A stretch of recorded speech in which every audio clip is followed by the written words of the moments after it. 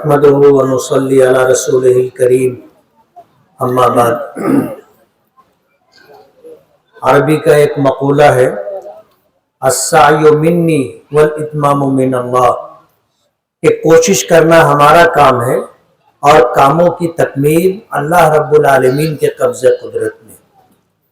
आज के इस इंतखाबी मीटिंग के सदर अनीस चाचा साहब, इस प्रोग्राम के रूह रवा सूफी अनीस अहमद कादरी साहब,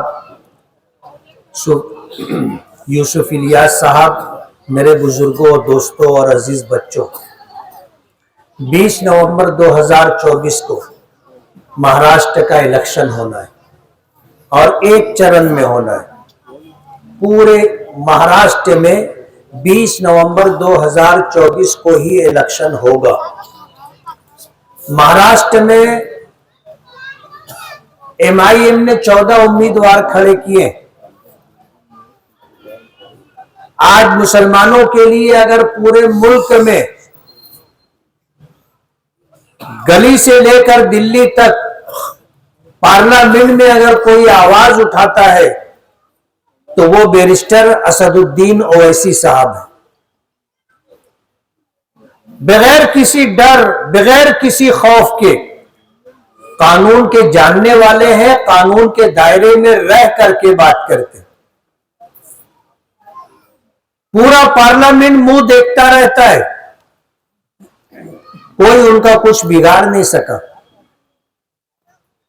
कई मर्तबा गोलियां चलाई गई, कई मर्तबा उनके घर पर और दिल्ली में सरकार की तरफ से उनको जो रहने की जगह दी गई है उस पर हमला किया गया। आए दिन ये होता रहता है।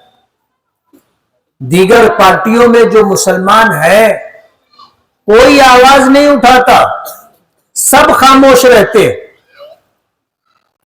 14 असेंबली के लिए उम्मीदवार खड़ा किए। लोग हैं कि अगर 14 के 14 भी जीत के आ गए तो क्या सरकार बना लेंगे। उन बेवकूफों को यह मालूम नहीं कि हम सरकार बनाने के लिए, राज करने के लिए नहीं खड़े हुए हैं। हम तो अपने हक के लिए और हक की आवाज उठाने के लिए खड़े हुए। सरकार बन जाएगी तभी हम खड़े होंगे, ऐसा नहीं है।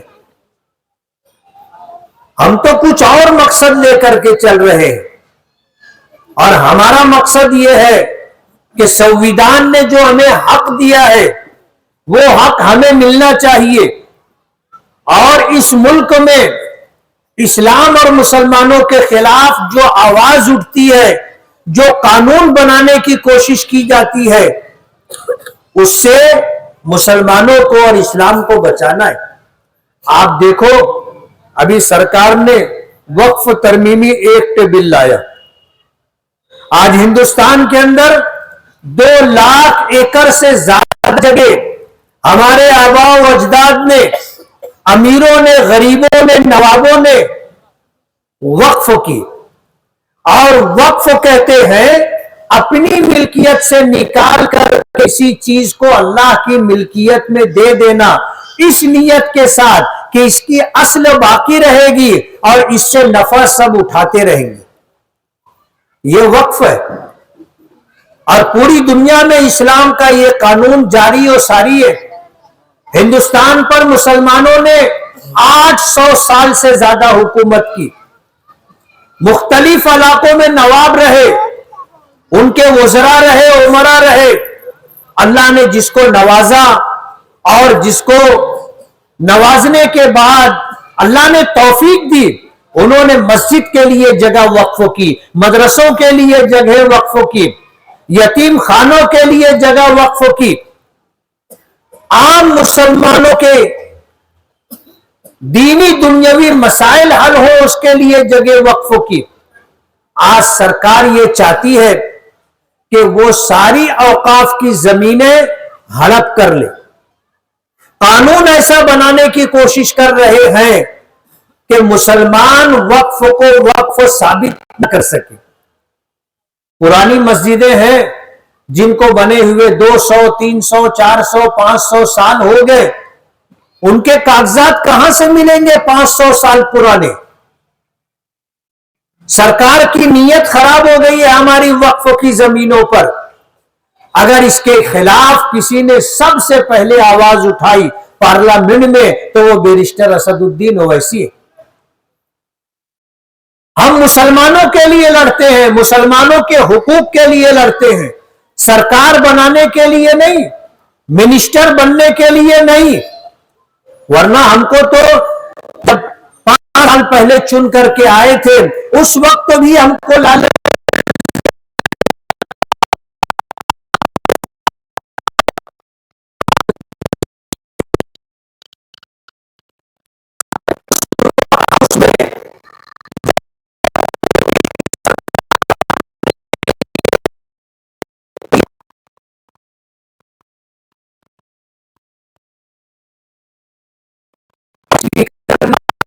जिनको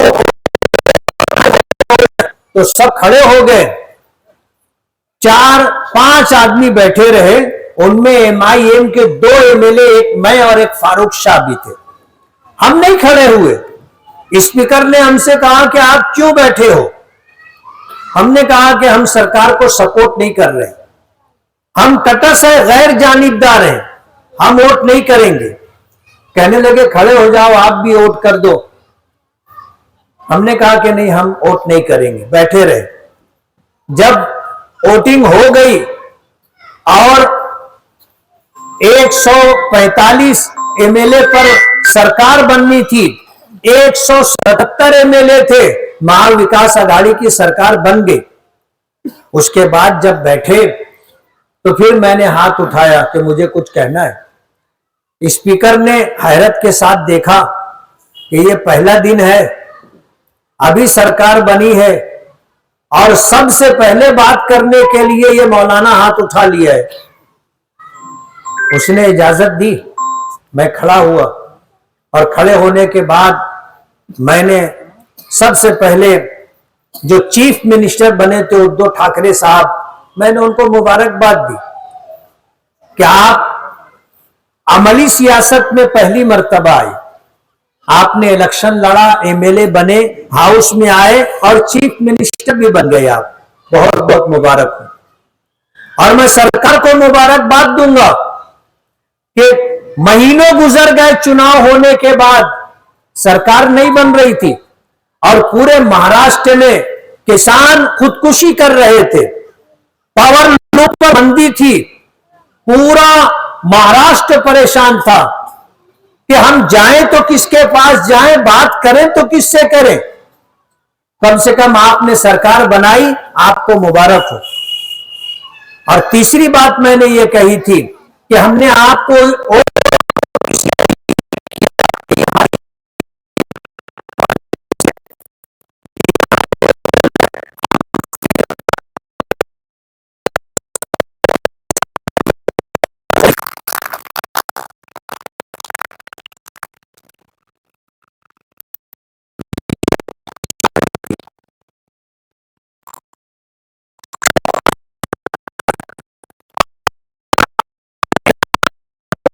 परस्तों की सरकार है, जैसे बीजेपी फिरका परस्त है, शिवसेना फिरका परस्त है।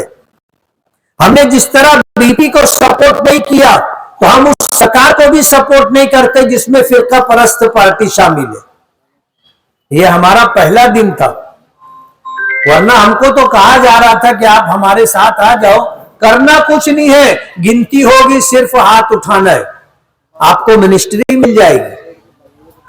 मैंने कहा मैंने मिनिस्टरों को देखा है, उनकी क्या हालत होती है, और हम पैसा कमाने के लिए सियासत में नहीं आए। 2007 से आज तक हमने कारपोरेशन में कोई ऐसा काम नहीं किया कि हम पर कोई दाग लगे।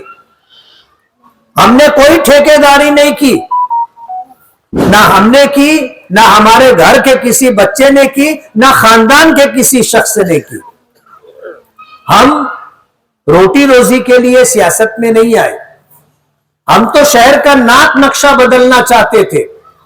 2009 से 14 के दरमियान हमें मौका नहीं दिया गया, लेकिन 5 साल का तजुर्बा काम आया।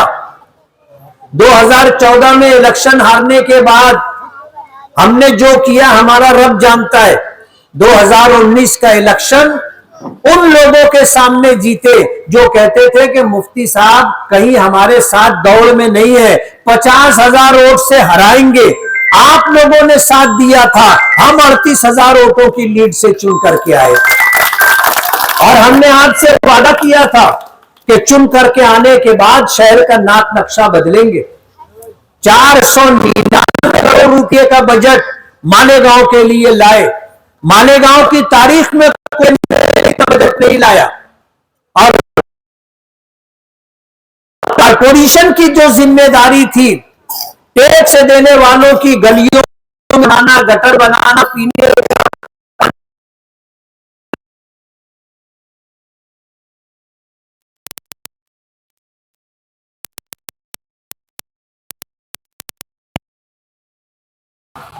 और हम कर रहे हैं। अल्लाह का एहसान है, हम उसके शुक्रगुजार हैं कि उसने हमसे काम तो ले लिया।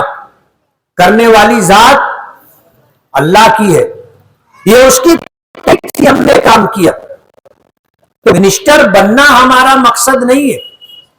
आज इस वक्त जिनसे हमारा मुकाबला है उनको वोट देना, बीजेपी को वोट देना है।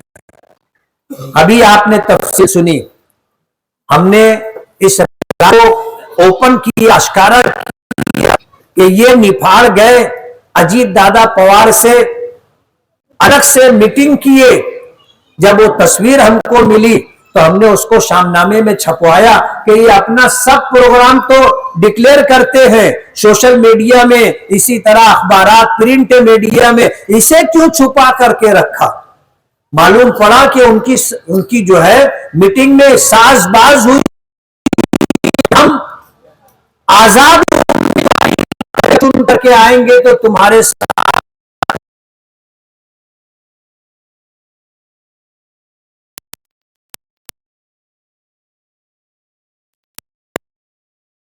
गिरी और महायुति सरकार बीजेपी और शिंदे और देवेंद्र फडणवीस को जो है डिप्टी चीफ मिनिस्टर बनाया गया। ये फट से बंबई पहुंच गए और अखबार में आप सबने देखा होगा।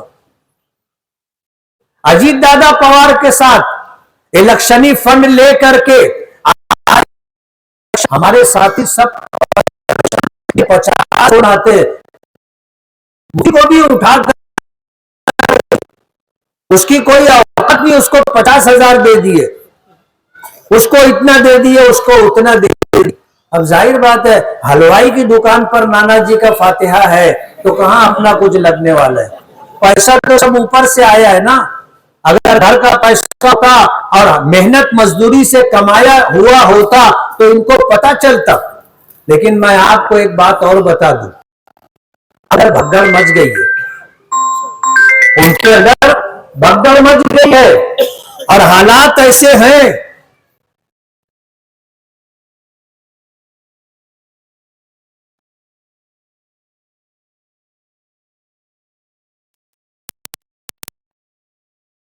बत्तीस बोलते हैं,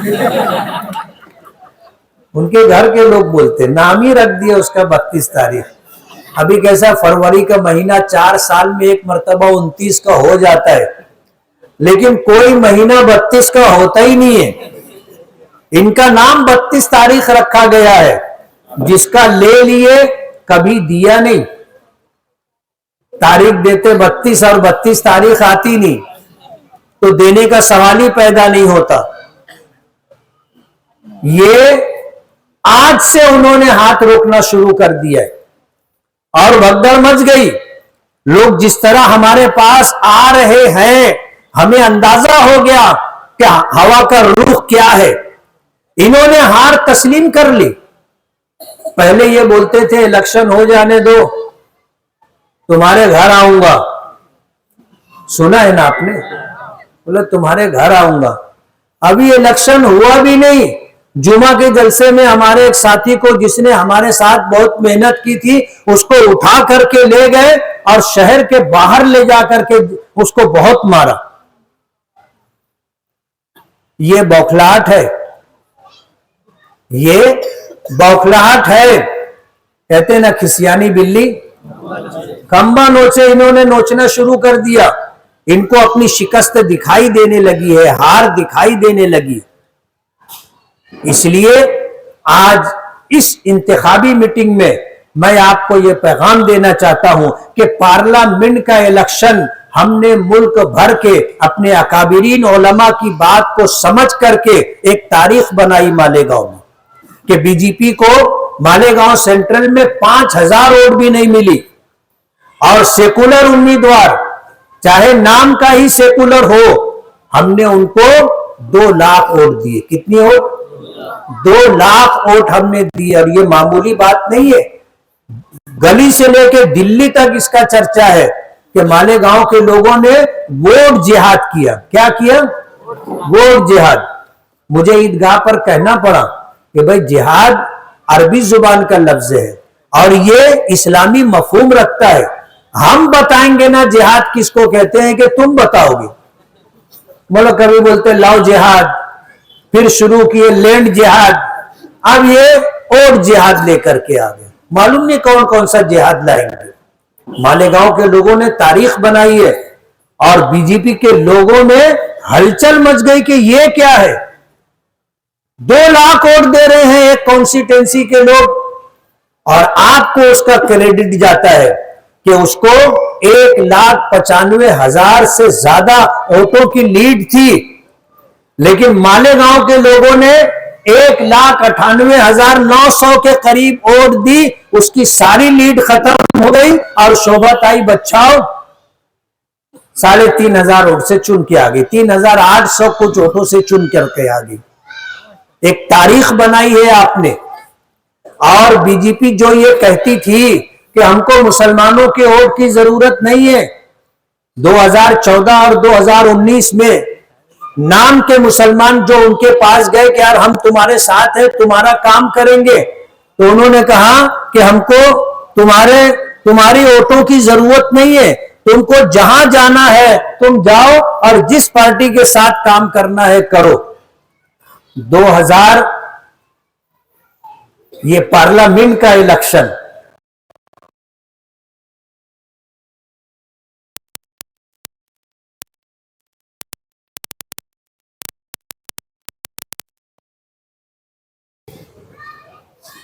नारा लगा रहे थे कि अब की बार 400 पार। मुसलमान वोट नहीं देता, 5 साल में एक मर्तबा वोट देना होता है, और हम लोग अपना ये दस्तूरी हक इस्तेमाल नहीं करते। यही वजह है कि पूरे मुल्क में हम लोग परेशान हैं। हमारा कोई वजन नहीं है, हमारी कोई ताकत नहीं है। दस्तूर ने हमको यह हक दिया है कि हम जिसको चाहे कुर्सी पर बिठाएं और जिसको चाहे कुर्सी से उतार दें। हमको वोट की कीमत नहीं मालूम, हम वोट देने नहीं जाते। इस पार्लियामेंट इलेक्शन में उलमाए किराम ने, बुजुर्गों ने, अकाबिरीन ने मुसलमानों को पैगाम दिया कि आप निकलो वोट देने के लिए, और बीजेपी के मुकाबले में जो जीतने की हैसियत रखता हो सेकुलर उम्मीदवार, उसको वोट दो।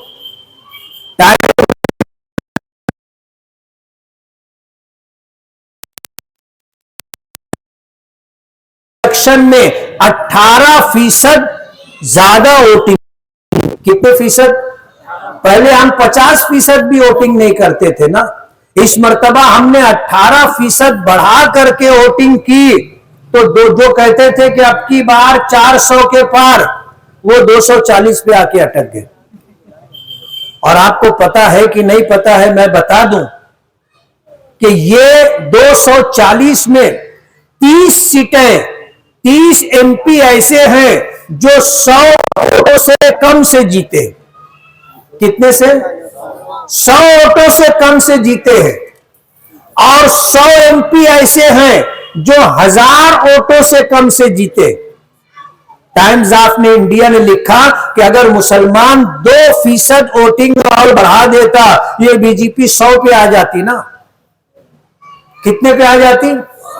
कैसे आती? हम अगर 2% वोटिंग और बढ़ा देते पूरे मुल्क के मुसलमान, बीजेपी जो 240 पर है वो 100 पर आ जाती। और ये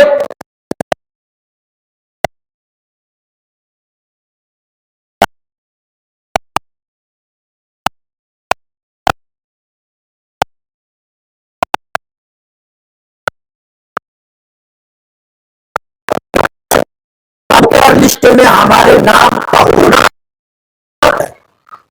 जिन्होंने पार्लियामेंट में वोट नहीं दिया था और उस लिस्ट में नाम था, अभी नहीं। लोग हमको कहते हैं कि यादी में नाम था, अभी नाम नहीं है। कितने लोगों से पूछा कि यादी में नाम था, आपको कैसे मालूम? वोट देने गए थे? बोले नहीं, वोट देने नहीं गए थे, लेकिन हमको मालूम है, घर के लोग बताते हैं कि यादी में हमारा नाम था। उन्होंने वोट नहीं दिया, यादी में से आज असेंबली की जो यादी आज दिन है, यादी में नाम नहीं है। मैं आप लोगों से पूछना चाहता हूं कि आपने यादी चेक की है? चेक करवाई है? आपने मालूम किया कि यादी में आपका नाम है या नहीं है? कितने लोगों ने मालूम किया? हाथ उठाना। अभी पूरी तरह पहुंची नहीं, आधी यादी आई है। आप यादी में अपना नाम देखिए और हर हाल में आपको वोट देना है, वरना इसका भुगतान आपको भुगतना पड़ेगा। जीतने वाला जीतेगा, हारने वाला हारेगा, वो एक अलग मसला है, लेकिन आप हिंदुस्तानी हैं, उसके लिए आपको वोट करनी पड़ेगी। सूफी अनीस कादरी साहब ने यह कहा कि जब सुबह की नमाज के बाद आप 20 नवंबर को पहला काम वोट देने का करेंगे, चाय मत बनाना, नाश्ता मत बनाना, पहले जा करके अल्लाह का नाम लेकर के वोट दे करके आना। करेंगे? अपने घर के लोगों को भी सुबह की अव्वलीन सातों में, ठंडे वक्त में जा करके लाइन लगा करके आप वोट दे करके आओ। आपका वोट मुल्क की तारीख बदलेगा, आपका वोट आपके मुस्तकबिल को महफूज करेगा, आपका वोट अपने शहर को तामीर और तरक्की की तरफ ले करके जाएगा, आपका वोट फिरका परस्तों को घर बिठाने का काम करेगा, और आपका वोट आपके हिंदुस्तानी होने का सबसे बड़ा सबूत होगा। मैं समझता हूं शायद मेरी बात आपको समझ में आ गई होगी।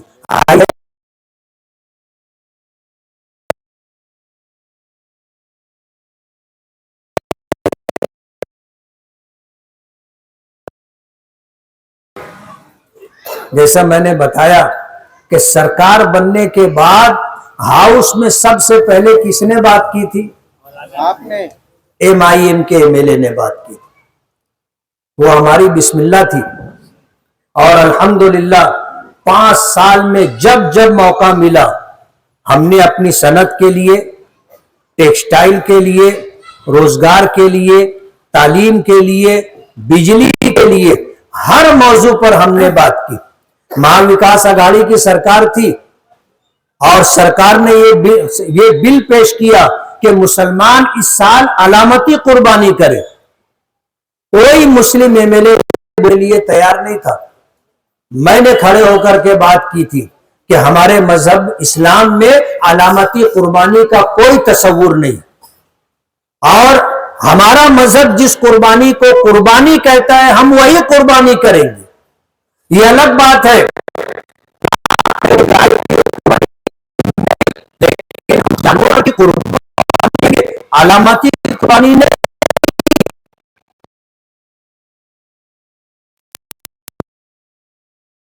अलामती कुर्बानी करवा रहे थे। पूरे हाउस में किसी ने नहीं कहा, हाउस में हमने बात रखी थी कि मजहब इस्लाम में अलामती कुर्बानी का कोई तस्वुर नहीं, हम जानवर की कुर्बानी करेंगे, और अल्हम्दुलिल्लाह हमने किया।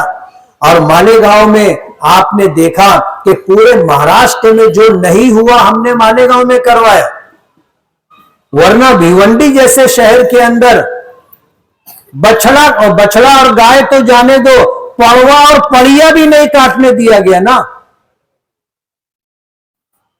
और मालेगांव में क्या हुआ आपको पता है? इसलिए मैं आपसे कहना चाहता हूं कि मुझे ऑल इंडिया मजलिस इत्तेहादुल मुस्लिमीन ने उम्मीदवारी दी, और पहले दिन से मैं ये कह रहा था कि मैं MIM का MLA हूं और आने वाले इलेक्शन में मैं MIM ही से उम्मीदवारी करूंगा। मैं जब किसी काम से मालेगांव से बाहर निकला, बोले कांग्रेस का टिकट लाने गए। अबे कांग्रेस को टिकट देने के लिए आ गई ना।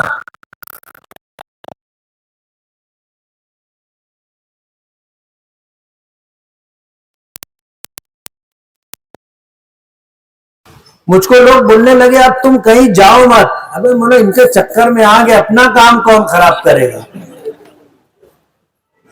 तो अल्लाह का एहसान है और हालात हमारे हाथ में। आज जिस तरफ हम जाते हैं और लोगों का रुजू जिस तरह है, हमें उम्मीद है कि पहली जितनी लीड से हम चुन करके आए थे उससे ज्यादा लीड से चुन करके आएंगे। हमें यकीन है। सामने वाले बौखला गए और झूठ ऐसा बोल रहे कि मैं हैरान हो गया। बोले ये बंबई में ओशीवारा कोई जगह है, बोले वहां पर इन्होंने 179 करोड़ रुपए की जमीन ली है। अरे मैंने कहा मैं तो फॉर्म भरा हूं, उसमें पूरी मुल्कियत मैंने कानूनी तौर पर अफिडेविट करके डिक्लेयर की है, और आप बोलते पेपर है तो वो तो मैंने बताई। आप खाली पेपर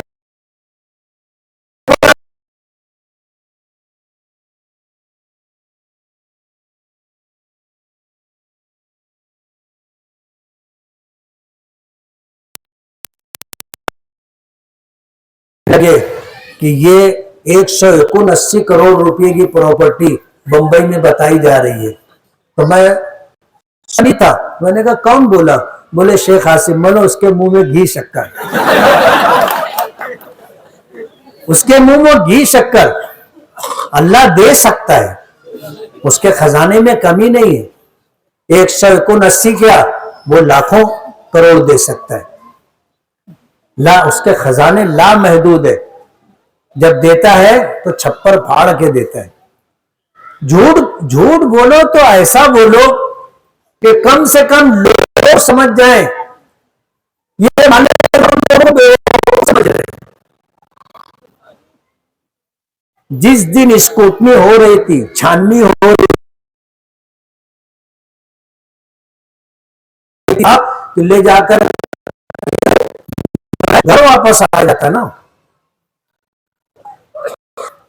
तो सिर्फ झूठ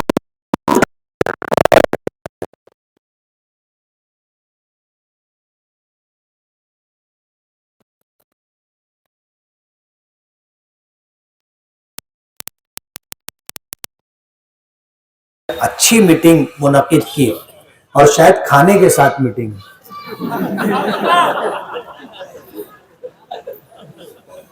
इसलिए मैं आप लोगों से ये गुजारिश करता हूं कि पतंग को वोट दे, घर के लोगों को बोलो कि पतंग को वोट दे, और हमने का हर आदमी ये तय कर ले कि मैं कम से कम घर के बाहर की 10 वोट पतंग को दिलवाऊंगा। दिलवाएंगे ना? आप लोगों ने जिस तरह कहा है, इंशाअल्लाह हमारी जीत होगी। बहुत बहुत शुक्रिया।